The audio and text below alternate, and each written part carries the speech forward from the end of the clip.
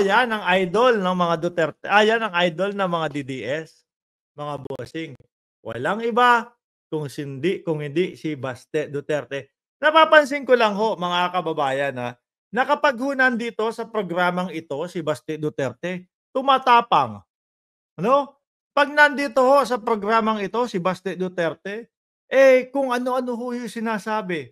Kung matandaan nyo po, yung Sampal Edition, no, General Torre, dyan niya din sinabi yun. Pero kapag nagkaharap na at nagkita na, lalong-lalo na yung sinasabi niyang gusto niyang sampalin, wala ho. Wala. Hindi nga makapagsalita eh. Nagbigay lang ng konting speech, wala na.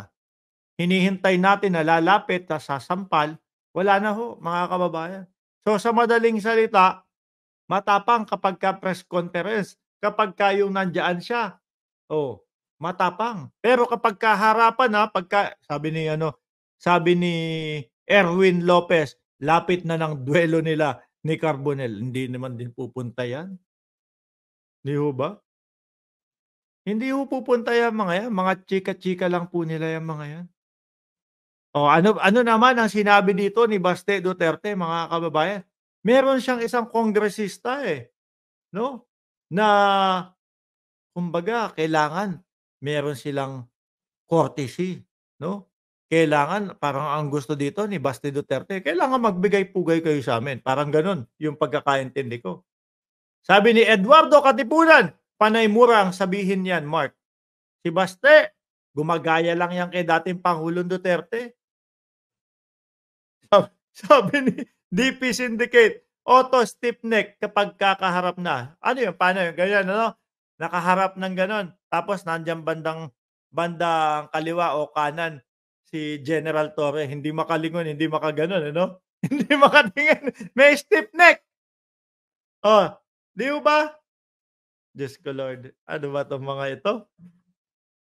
Meron kasi siya ditong parang pinupunterya na naman. Kongresista, mga kababayan. Ang baba ng tingin ni Baste kapag yung mababa ang posisyon. Pakinggan nyo ho, mga boss. Okay lang kung senator ka because national ka talaga yung votes mo galing sa buong Pilipinas Ikaw, congressman ka lang ng party list. Tapos kung makapagsalita ka, kanyabang mo. Yun. Hindi ko alam kung sino yung congressman ng party list na pinagsasabihan. Pwedeng si Raul Manuel. Isa sa alam kong congressman ng party list, si Rods Gutierrez, mga kababayan, ng One Rider Party List. Sino pa ba sa party list? Sila Paduano, yung mga ganun ho, mga kababayan. Ang yabang. Kasi kung iisipin po natin, yung mga sinasabi, mga bossing, no? Yung sinasabi ng mga congressman, talaga pong talaga pong nababanatan po sila nababalatan po sila si Nograles. Sabi ni Joby Equin, Nograles, oo nga. Si Baby, kinasal na si Baby. Napakamot na lang ako sa ulo nun. Talagang nababalatan ho sila ng buhay, mga kababayan. So, ibig sabihin, kapag yung congressman ka lang, party list pa, dapat hindi magyabang o hindi kumbaga, hindi magsalita ng laban sa inyo. Ganun ba? Halos ganun po kasi yung pagkakaintindi ko, mga kababayan. Atras ulit natin dahil nandyan na po si Ma'am Chris Rose. Okay lang kung senator ka because national ka talaga yung votes mo galing sa buong Pilipinas bakit ang mga congressman naman din Actually, sila nga yung tinitingala ngayon Bakit? Kasi naisisiwalat nila, nalalaman ng sambayan ng Pilipino yung mga diskarte ninyo Di ba? Ikaw, congressman ka lang ng party list. Tapos kung makapagsalita ka, kanyabang mo. Diba? Wala man lang courtesy towards... Kailangan ng courtesy para sa vice-presidente. Ganun po ba yun? Kapag vice-presidente, hindi pwede na ganun. Sabi ni John Marvin Cometa, grabe makapanghamak. Ang paggalang ay walang katayuan sa buhay. nasa pagkatao dapat. O, tama. 'Di ba? O, sabi ni John Marvin Cometa ulit, eh, ikaw Bisayang Meta 2 ka lang naman. Si Basti ba yun? Tuloy natin. The second highest position. Oo, kailangan pala pupugay sa Vice Presidente. Ang akala ko ho kasi, mga kababayan, eh, sila yung naglilingkod para sa sambayan ng Pilipino. Naku, yari pala tayo. Kailangan pupugay pala, no?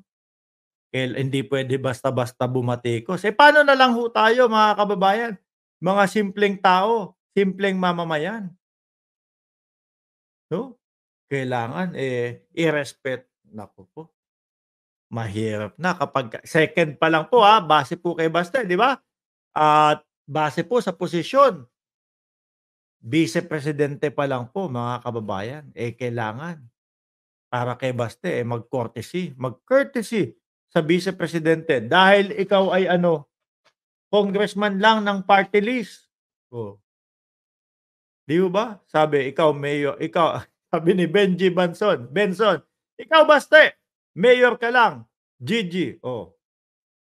Pero alam niyo po ba, mga kababayan, kung bakit si dating Pangulong Duterte ang tatakbo ng pagka-mayor? No? Kasi ang nakikita ko ho dyan, mahina itong si Baste. Mahina ho si Baste, mga kababayan.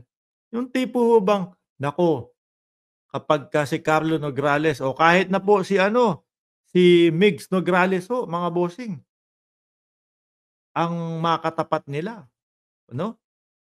May taob yun kapag yung kalaban lalo, si Baste.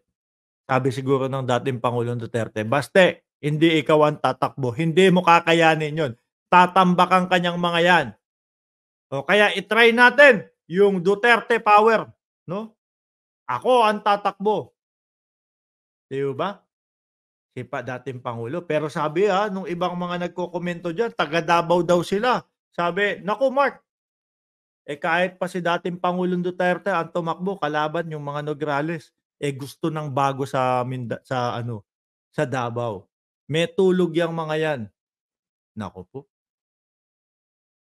Kaya pala ngayon, mga kababayan, no? Yung mga press conference nila, yung mga interview nila, sinasabi na gusto nilang agawin ang Davao sa amin. Siguro sa mga susunod na mga panahon, no, sasabihin nitong mga ito, mga bossing, no, balita ko merong mandadaya sa COMELEC. Ayan, hindi pa nagbibilangan, may mga ganyan na. No? Balita ko may mandadaya sa COMELEC. Para naman pag sa ganon, natalo talaga sila at walang palag, meron na silang dahilan, mga kababayan. Dinaya sila. Dinaya kami. Una pa lang, alam na namin nadadayain ng COMELEC yan Di ba? Sabi ni Eduardo Katipunan, disiplinahin mo sarili mo sa pagsalita sa publiko. Sabi po kay Baste Duterte. Yung pagmumura ni Baste Duterte, ano lang yun? Kinokopya niya lang ang dating Pangulo, mga kababayan. Kinokopya niya lang. Akala ho kasi nila, no? Kapag kinopya niya, tapos ganun yung ipamukha niya sa publiko, kapanapanalo pa din ho yun. Hindi na ho Medyo nakapag-isip-isip na po, mga kababayan, ang sambayan ng Pilipino. Pati ho nga ako no? Nakapag-isip-isip na po ako. Sabi ko, kailangan ko ba yung mga pamura-mura? Kailangan ko ba yung mga pa-PI-PI? Hindi naman. Kailangan kapag kayong mga nasa gobyerno, disente. Di ho ba? Nandiyan na ho si Cheryl Santa Maria, mga kababayan. Magandang tanghali daw sa atin lahat. At si Mabel Quinjo, feel ng Duterte sa kanila talaga ang Davao. Yun nga po. Feeling din nga po ng dating Pangulong Duterte. Presidente pa siya Di ho ba? Courtesy daw. Kailangan may paggalang. Wala man lang courtesy towards the second highest position in the country. talaga hong lumalakas si Baste Duterte, mga kababayan, kapagka nandito sa programa na ito. Diyaan din ho niya sinabi yung sasampalin daw po si General Torre, mga bossing.